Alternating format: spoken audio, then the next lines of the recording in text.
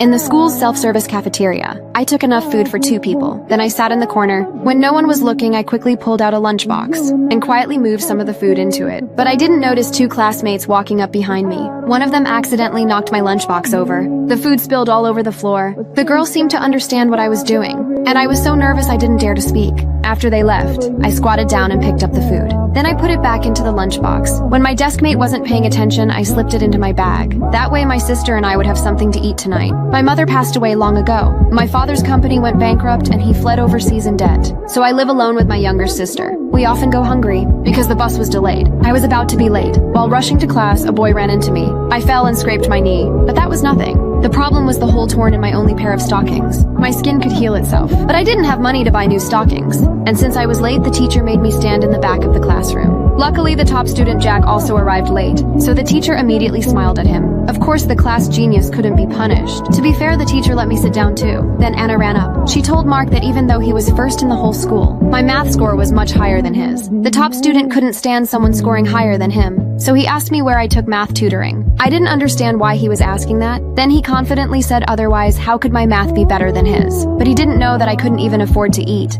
I had no time for tutoring classes. After school, I worked part-time at a convenience store and studied from my notes whenever I could. Getting into college was my only way out. One day, I was so tired that I fell asleep on my desk. When Jack looked closely at me, he was stunned by my face. Then I suddenly opened my eyes. Jack quickly pretended to ask me a question to hide his embarrassment, but he couldn't stop glancing at me. So he decided to get close to me in the name of studying. He started secretly bringing me milk tea, but he was too shy to actually give it to me. Then Jack pretended to say the class bell rang, but his hand was covered with notes about how to talk to girls. So even geniuses study in secret. Back in class, Jack deliberately threw his test prep book into the trash can in front of me.